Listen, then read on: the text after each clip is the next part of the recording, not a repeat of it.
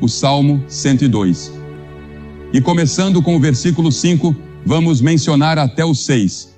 Sou como o pelicano no deserto, sou como a coruja das ruínas, vigio e sou como o pardal solitário sobre o telhado. Hoje, saí por alguns minutos para as colinas e fiz uma pequena caminhada por uma estradinha. Não quis ir muito longe porque me disseram que havia cascavéis por lá. Não sou amigo de cascavéis. Por algum motivo, eles também não são meus amigos. Temos muitos deles onde moro, então já temos experiência. Eu deixo minha esposa matá-los e ela faz isso. Ela não tem medo. Bem, pelo menos nunca soube dela ter medo de nada. Mas certamente ela não tem medo de cobras. Ela nasceu e cresceu na China, em uma cidade onde, segundo ela, nunca foi dormir sem ouvir disparos de armas. Assim ela aprendeu a não sentir medo, pois nunca viu isso em seu pai ou mãe, mesmo quando a cidade mudava de mãos de tempos em tempos, à medida que bandidos ou senhores da guerra chegavam. E finalmente vieram os japoneses. Meu sogro tinha um grande hospital e sobreviveu a tudo isso. Ela viveu lá por 17 anos. Mas quero dizer que hoje, enquanto caminhava por aquele pequeno lugar, comecei a pensar e meditar um pouco. Observei um pássaro. Não sei o nome daquele pássaro. É um pássaro grande e com cores diferentes. Talvez seja uma pega, não tenho certeza, mas certamente tem um som estranho para quem é da Carolina do Norte. Então o pássaro se sentou em um poste de cerca e ficou ali, sozinho. Nenhum companheiro apareceu. Onde moro temos muitas pombas e, como sabem, elas formam pares para a vida, andam juntas, compartilham amizade, convivem e têm filhotes. Mas esse pássaro hoje parecia estar completamente sozinho. E pensei nesse trecho das Escrituras encontrado no Salmo 102. Sou como o pelicano no deserto, sou como a coruja das ruínas, vigio e sou como o pardal solitário sobre o telhado. Sabe, nesta noite, há muitas pessoas solitárias aqui. Um dos maiores problemas da sociedade moderna é a solidão. A cidade moderna é um lugar solitário. Aqui nos Estados Unidos, 70% mais pessoas vivem sozinhas em residências de uma só pessoa em comparação a 10 anos atrás. Um psiquiatra de Nova York foi citado recentemente dizendo que a cidade de Nova York é o lugar mais solitário do mundo para milhões de pessoas. O que você diria sobre Denver ou a cidade de onde veio? Um estudo de uma universidade americana relatou que os estudantes universitários são as pessoas mais solitárias dos Estados Unidos, seguidos por pessoas divorciadas. Você está solitário? Uma das principais causas da solidão é o alcoolismo e o uso de drogas. O álcool e as drogas muitas vezes representam tentativas de escapar da solidão. As drogas te levam a uma viagem e a embriaguez dá a sensação de que você tem companhia. Por outro lado, caminhar com Cristo é uma jornada onde você realmente tem Jesus ao seu lado, como Senhor e companheiro constante. Não se pode beber para escapar da solidão. Muitos jovens recorrem às drogas por diversão, acabam viciados ou cedem à pressão dos colegas. Mas milhares se voltam às drogas por estarem sozinhos. Uma matéria de capa de uma revista abordou recentemente nossa juventude negligenciada. A matéria dizia que, na verdade, a maioria deles está devidamente vestida e alimentada, mas algo essencial falta na vida de milhões. Segundo o artigo, há uma negligência espiritual que os deixa solitários e propensos a drogas e álcool, muitas vezes culminando em suicídio. O que pode ser feito? Uma das palavras-chave na Bíblia é comunhão, da qual deriva o termo comunicação. Jesus se encontrou certa vez com um homem solitário, doente e paralisado por 38 anos.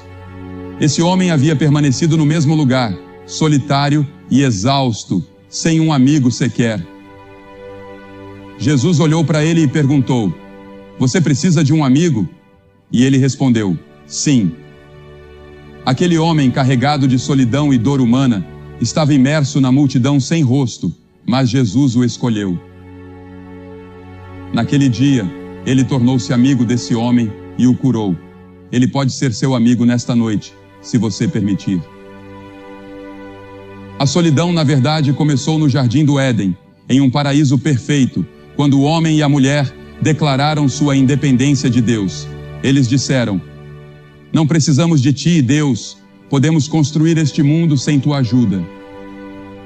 E assim fizeram uma escolha terrível. Decidiram se afastar de Deus, seguiram seu próprio caminho, tentaram construir seu mundo. E o pecado entrou naquele belo jardim. Foi transmitido à geração seguinte, e à próxima, e à próxima. Até chegar a você e a mim. Todos nós temos essa doença, e ela é fatal. Ninguém escapa do julgamento causado pela doença do pecado. Assim, as raízes da solidão foram plantadas na alma humana e herdadas por todos os habitantes deste mundo. No jardim, Deus procurou por Adão. Ele sabia onde Adão estava, mas o procurou para que Adão soubesse onde ele próprio estava. Deus perguntou: Adão, onde você está? E Adão tentou se esconder, costurou folhas de figueira e as vestiu. Ele nem sabia que estava nu até aquele momento. Mas ele não conseguiu se esconder. A solidão nunca respeitou ninguém. Os maiores artistas, escritores e compositores do mundo, reis, rainhas, carpinteiros, encanadores e todos os outros, já sentiram essa coisa terrível chamada solidão. Em João 13 é relatada a última ceia e a traição de Judas. E as Escrituras dizem: ele saiu e era noite. Nunca ninguém se afastou de Jesus sem que fosse noite. Talvez tenha havido um tempo em que você conhecia a comunhão do povo de Deus, sentia paz com Ele. Mas você se afastou, decaiu, virou as costas. Houve um momento em que você conhecia Cristo, sentia que o conhecia. Um tempo em que parecia que você estava comprometido com Deus. Mas agora, seu coração esfriou e endureceu para as coisas espirituais. Outras coisas, outros deuses e prazeres o afastaram. Você saiu da presença de Deus e descobriu que há escuridão lá fora. Você não tem mais comunhão com verdadeiros crentes, não se sente realmente à vontade no mundo em que vive e certamente não tem mais comunhão com Cristo. E não há solidão tão amarga quanto a de um cristão desviado que afirma com a boca conhecer a Cristo, mas sabe no fundo do coração que não o conhece. Quantos de vocês estão divididos, com um pé no reino de Deus e outro no reino do mundo? O pecado nos torna solitários porque nos separa de Deus. E nunca foi intenção de Deus que você vivesse na solidão. Centenas de pesquisas comprovam que nossa sociedade não nos tornou mais ajustados ou felizes. Sim, podemos ter momentos fugazes de satisfação sensorial, mas isso gera amargura e uma perda do sentido de prazer que nenhum psiquiatra pode curar. A Bíblia diz que os ímpios são como o mar agitado, que não pode sossegar, cujas águas lançam dejetos e lama. Lembre-se da história de Jesus com a mulher no poço. Ela era uma mulher solitária, teve vários maridos, não encontrou satisfação, paz ou alegria. Jesus veio, falou com ela, perdoou seus pecados, transformou sua vida e fez dela uma nova pessoa. Ela foi à aldeia de Sicar e disse a todos: aqui está alguém que sabe tudo sobre você. Venha vê-lo. E todos foram encontrar Jesus. A Bíblia diz que ele foi desprezado e rejeitado pelos homens, um homem de dores, familiarizado com o sofrimento. Mesmo cercado por grandes multidões, às vezes ele estava sozinho, até no final. As Escrituras dizem que todos os discípulos o abandonaram e fugiram. As mesmas multidões que clamaram Hosana, em um dia, 5 dias depois, estavam crucificando-o. E por fim, ouvimos da cruz Jesus pendurado no madeiro, morrendo por você e por mim. Deus colocou sobre ele todos os nossos pecados, nosso julgamento e nosso inferno, que ele tomou sobre si naquela cruz. Ele disse: meu Deus, por que me desamparaste? Naquele momento terrível, algo misterioso aconteceu. Nenhum teólogo pode explicar plenamente. Jesus tomou sobre si os seus pecados, o seu julgamento, o seu inferno. Todo o castigo que eu merecia pelos meus pecados, Ele levou naquela cruz. Foi um momento solitário, um período em que Ele sozinho teve que suportar o peso do mundo, tornando-se culpado por todos os pecados da humanidade. Ele experimentou a solidão suprema ao morrer por você e por mim. Nunca entendi como alguém pode rejeitar Jesus ao contemplá-lo na cruz, morrendo por nós. Como alguém pode virar as costas para Ele, que oferece perdão, uma nova vida, paz, alegria e amizade. Ele promete que nunca estaremos sozinhos novamente. Com sua morte, Cristo tratou da causa principal da solidão humana, a separação de Deus. Pois o inferno, essencialmente, é a separação de Deus. O inferno é o lugar mais solitário do universo. Jesus sofreu suas agonias por você. Ele foi solitário por você. Lembro-me de quando minha avó faleceu. Tive o privilégio de estar presente. Ela se sentou na cama com um sorriso e um brilho no rosto. Seu marido havia sido ferido em Gettysburg, perdido um olho e uma perna naquela batalha. E ela disse: "Eu vejo Ben", referindo-se ao marido que havia falecido anos antes, e completou: "Ah, a música é tão linda." Então, ela caiu de volta no travesseiro e partiu para a eternidade. Lembro-me também da morte de minha mãe, há relativamente pouco tempo. As palavras maravilhosas que ela deixou em seu leito de morte são inesquecíveis. Ela viveu exclusivamente para o Senhor. Havia uma alegria e uma paz nela.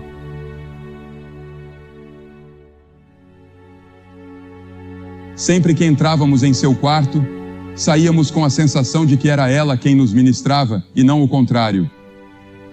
Mesmo em coma, ela acordou certa noite, citou um versículo bíblico e a enfermeira disse que nunca tinha visto um brilho como aquele no rosto de alguém. Depois, voltou ao coma e partiu para a eternidade. Há uma grande diferença, até no último momento, entre aqueles que conhecem Cristo e aqueles que não o conhecem. E existe também a solidão da sua decisão, porque Cristo morreu por você, Ele ressuscitou, Ele está vivo, quer habitar no seu coração. Ele oferece perdão, salvação, segurança, paz e alegria, mas Ele também oferece uma vida difícil. Não vou iludir você dizendo que é fácil seguir a Cristo. Não é. Ele disse: "Se alguém quiser vir após mim, negue-se a si mesmo, tome a sua cruz e siga-me." A cruz, afinal, era o lugar onde os criminosos eram executados. Seria como dizer hoje: "Pegue a cadeira elétrica e siga-me." Jesus disse: "Eu vou sofrer, eu vou morrer. E se você me seguir, também terá problemas, dificuldades, perseguições e talvez até a morte. Você está disposto a isso? Está disposto a ir comigo até o fim, até a cruz?" Oh, sim, no meio de tudo isso haverá a paz, a alegria, a amizade, o perdão e a promessa de esperança que Ele oferece para o futuro. Mas também haverá a possibilidade de perseguição, sofrimento e problemas que você jamais imaginou antes de vir a Cristo. Estivemos em partes do mundo onde as pessoas sofrem intensamente porque decidiram seguir a Cristo. Essa é uma decisão que só você pode tomar. Nossa reação à solidão frequentemente é lidar com os sintomas, não com a causa. Procuramos prazeres, festas, momentos de diversão, sexo. Nos envolvemos no trabalho, mergulhamos no mundo social da escola ou lemos livros que nos incentivam a tomar o controle de nossas vidas. Qualquer tentativa de lidar com o pecado sem conversão é como lutar em areia movediça. E quantos jovens e adultos hoje estão afundando nela, tentando salvar a si mesmos, mas não conseguem? Você chegou ao fim da linha. Entregue sua vida a Cristo. Deixe que Ele carregue seus fardos, ajude a resolver seus problemas e guie sua vida. Quantos jovens aqui esta noite não sabem realmente o que querem fazer com suas vidas? Ele pode ajudar no seu casamento, em quem você deve escolher para casar. Uma mulher me disse hoje à noite que está esperando o homem certo aparecer. Há muitos assim. Certifique-se de que seja o homem de Deus ou a mulher de Deus. Lembro-me de quando chamei minhas 3 filhas, que na época tinham apenas 8, 9 ou 10 anos, e disse: vamos parar aqui na montanha e orar pelos maridos que vocês vão casar um dia. Eles estão por aí em algum lugar. Vamos orar para que Deus os guie e guie vocês, para que sejam homens de Deus. Elas me olharam como se eu tivesse enlouquecido, mas oramos. E elas encontraram os homens certos. Um deles está aqui esta noite. Fizemos o mesmo por nossos filhos. E pela primeira vez em muitos anos, ambos os meus filhos estão aqui esta noite. Não sei onde estão, mas estão em algum lugar. Contudo, essa decisão é sua, e somente sua.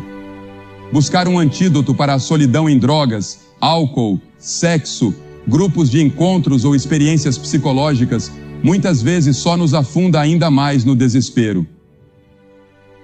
Sem Cristo, essas soluções nunca oferecem uma verdadeira saída. A única cura é através de Jesus Cristo. Podemos restaurar o relacionamento mais fundamental da vida. Jesus diz: eis que estou à porta e bato. Se alguém ouvir a minha voz e abrir a porta, entrarei em sua casa e cearei com ele, e ele comigo. O salmista que escreveu sobre o pelicano e a coruja disse: por que você está abatida, ó minha alma? Por que está tão perturbada dentro de mim? Ponha a sua esperança em Deus, pois ainda o louvarei. Ele é o meu Salvador e o meu Deus. A solidão muitas vezes é o modo de Deus nos mostrar que é hora de buscarmos algo maior, de nos voltarmos para a cruz. E ao fazer isso, nunca mais estaremos sozinhos.